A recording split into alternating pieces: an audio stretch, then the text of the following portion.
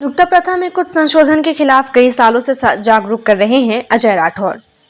हिंदू समाज के 16 संस्कारों में एक मृत्यु भोज को भी माना जाता है। धर्म ग्रंथों के अनुसार कालांतर से मृत्यु भोज में 13वीं से पहले या बाद में ब्राह्मण भोज या यूं कहें कि अधिकतम 13 ब्राह्मणों को भोज कराकर यह संस्कार संपन्न किया जाता था। लेकिन कालांतर से चली आ रही इस परंपरा को निभाने में कर्ज के बोझ तले दब जाते हैं। पर कई लोग अब इस परंपरा को अलविदा कह दूसरों को जागरूक कर रहे हैं। ऐसे में राजगढ़ जिले के रहने वाले राठौर समाज कुरावड़ के पूर्व अध्यक्ष, समाज सेवी व लेखक व्यंग्यकार ने सर्वप्रथम पहल अजय राठौर ने यह बीड़ा उठाया। समाज के विरोध करने के बावजूद मृत्यु के उपरांत ब्राह्मण भोज, कन्या भोज नाम मात्र करके बड़े स्तर पर मृत्यु भोज न करके राठौर समाज की धर्मशाला निर्माण में आर्थिक सहायता करके गरीबों में कंबल और समाज के जरूरतमंद दिव्यांग व गरीबों की मदद करके श्री राठौर तीर्थ उज्जैन में दान करना, सामुदायिक भवन निर्माण करना, पौधारोपण कर उनकी देखभाल करके और औरों को भी प्रेरित कर रहे हैं। कहते हैं कि किसी भी परंपरा को तोड़ने में समय लगता है। मृत्यु भोज जैसी कुप्रथा को खत्म होने में अभी बहुत वक्त लगेगा, लेकिन धीरे धीरे समाज में बदलाव आएगा और लोग इस कुप्रथा को खत्म करेंगे। अब मृत्यु भोज का बहिष्कार कर समाज के सामने न सिर्फ मिसाल पेश किया, बल्कि फिजूल खर्ची पर भी अंकुश लगाने का काम किया। राठौर समाज कुरावा पूर्व अध्यक्ष अजय राठौर ने कई रूढ़िवादी व्यवस्था को समाज से समूल नष्ट करने के लिए प्रयासरत है, जिसके कारण इस परिवार को समाज के कुछ लोगों को भाजन भी भरना पड़ता है। हिंदुओं की किसी की मौत के बाद उसके दशकर्म के बाद मृत्यु भोज दिए जाने की परंपरा पिछले कई दशकों से चली आ रही है। कहा जाता है कि मृत्यु भोज के बिना मृतक को मोक्ष की प्राप्ति नहीं होती है, इसलिए हिंदू समाज में यह परंपरा कई दशकों से चले आ रहा है। हालांकि इस परंपरा को हिंदू धर्म के कई समाज ने खत्म करने की शुरुआत भी कर दी है। मैं आज एक ऐसी शख्सियत का परिचय कराना चाहता हूँ जो समाज में समाज सेवा के रूप में कार्य करते हैं। समाज एक बहुत बड़ी परंपरा है जो कि कुरीतियों के रूप में मौजूद है। इस विषय में आज चर्चा कर रहे हैं ऐसे व्यक्ति जो इस कुरीति को समाज के लिए लगातार प्रयास कर रहे हैं। एक कुशल लेखक, व्यंग्यकार और समाज सेवी। इनका नाम है श्री अजय राठौर जी कुरावर। ये समाज कुरावर के पूर्व अध्यक्ष हैं। ये कई वर्षों तक अध्यक्ष पद पर रह चुके हैं। इनके कई लेख और समाज की लगभग सभी पत्रिकाओं व अन्य समाचार पत्रों में छप चुके हैं। मैं आज इनसे आपको पूरी विस्तृत जानकारी, हम इनसे कुछ सवाल पूछेंगे, उसका जवाब भी हम इनसे लेंगे।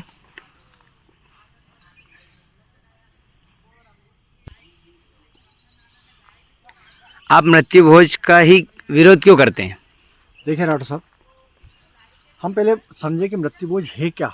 ये बहुत अच्छी, हमारे बुजुर्गों ने बहुत अच्छी परंपरा बनाई होगी मृत्यु भोज को लेकर, कि जिसके घर पर मृत्यु हो जाती है उसका सही तरह से हम दाह संस्कार करें, अस्थि संचय करके उन नदियों में विसर्जित करें। 10वें दिन दशाकर्म कार्यक्रम है और 13वें दिन उसे सभी समाज के लोग, रिश्तेदार, समाजजन मिलकर उसे एक मुखिया के रूप में चुने, उसको पगड़ी पहनाए कि आज से ये घर इस मुखिया के रूप से नाम से जाना जाएगा।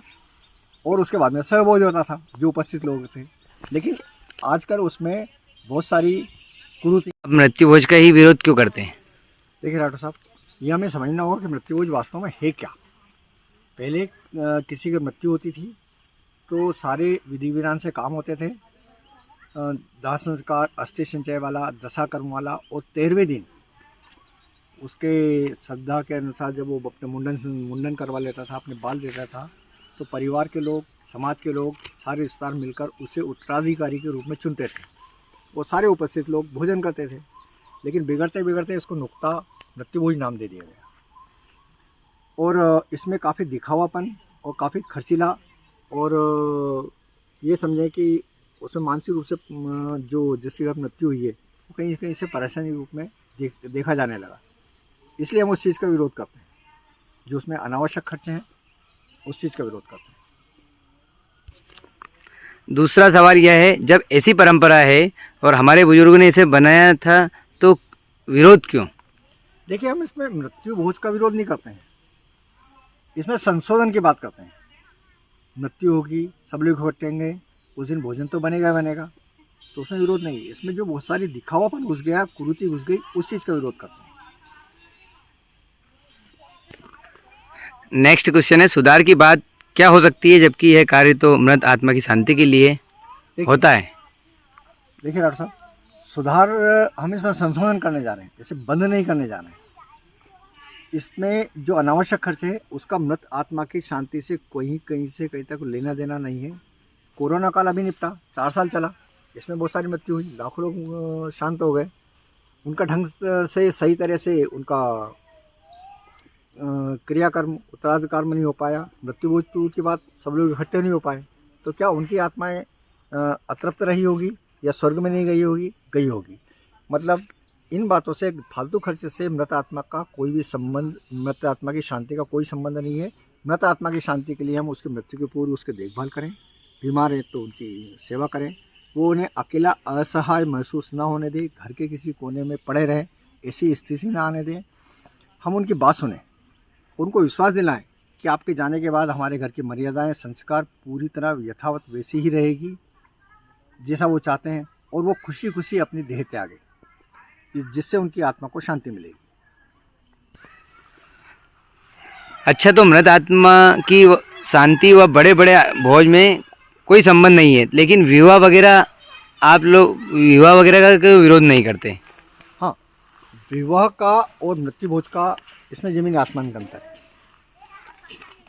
विवाह में जो मुखिया, घर का मुखिया होता है, उसका दिमाग काम करता है, मुझे क्या लाना है, कैसे करना है, कितने लोगों को बुलाना है, किस तरह का दहेज खरीदना है, किस तरह कपड़े खरीदना है, कहाँ करवाना है, गार्डन करना है, डीजे करना है, बैंड बाजे करना है, सब उसका दिमाग काम करता है।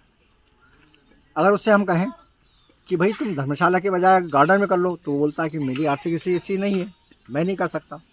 या वो घर से कर रहा है, उससे या वो गार्डन से कर रहा है, उससे बोला जाए कि कम खर्चे में तुम घर से ही कर लो, तो बोलता है नहीं, मेरे पास बहुत सारे पैसे हैं, मैं तो अच्छा गार्डन क्या होटल करूँगा और इतने सारे लोगों को बुलाऊँगा।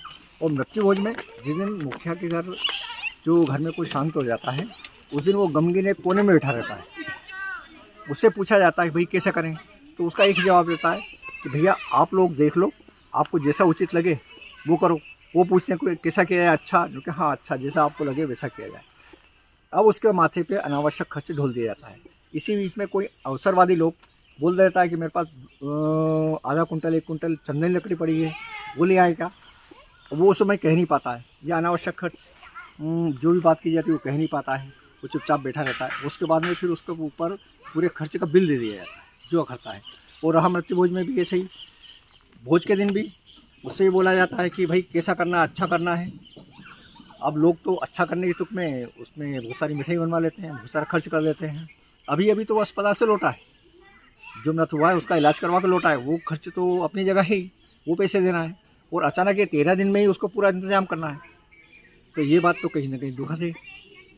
इसलिए हम इस चीज़ का इसमें थोड़ा ये करते हैं। और दूसरी बात, मृत्यु और विवाह दोनों संस्कारी है, लेकिन ज़मीन आसमान का अंतर है। एक घर में जो बालक छोटा सा बड़ा होता है, जन्म लेता है, उसकी शादी होती है, तो उस घर में घर के लोग ताला लगाकर दूसरे गार्डन में चले जाते हैं। उस घर में जहाँ वो बचपन से रह रहा है वहाँ दिया तक नहीं जलता है। और देखा जाए किसी आदमी की मृत्यु अगर शमशान घाट के पास हो जाती है, तो उसे सीधा वहीं का ना ले जाकर उससे पहले घर पे लाया जाता है और अस्थि वगैरह सजा के सब लोग मिलकर उसका दाह संस्कार करते हैं। तो देखिए, जमीन आसमान का अंतर है मृत्यु भोज और मतलब इसमें और विवाह कर्म में। इसलिए हम इन चीज़ों को दूर दूर रखना चाहते हैं। वहाँ एक आदमी को उसका दिमाग काम करता है और यहाँ पर उसे अनावश्यक खर्च में डाल दिया जाता है। हम उस चीज़ का विरोध करते हैं। तो अगला सवाल है, तो क्यों समाज को खिलाना गलत है? नहीं, बिल्कुल नहीं, समाज को खिलाइए, बहुत खिलाइए, आपका जितना पैसा है खर्च कीजिए। हम तो इस बात को कहते हैं कि मृत्यु भोज वगैरह जैसा हो गया, आप समाज को बुला रहे हैं अपने पिता, अपने जो घर में जो शांत हो गया है उसकी याददाश्त बनाने के लिए कि हम इतना खर्च करें, इतना विशाल खर्च करें ताकि लोगों को दिमाग में रहे। नहीं, ऐसा नहीं, लोग खा पी के अलग हो जाते हैं। आप उस खर्च को किसी अच्छी जगह लगाया जाए। मैं बताता हूँ निवेश करने की जगह। तो फिर ये जो कहाँ लगाना चाहिए, क्या खर्च करना चाहिए, कहाँ पे करना चाहिए? हाँ, बहुत अच्छा सवाल है, इस खर्च को कहाँ किया जाए। देखिए, अपने समाज में बहुत सारे कमज़ोर वर्ग के लोग हैं, उनकी सहायता की जाए।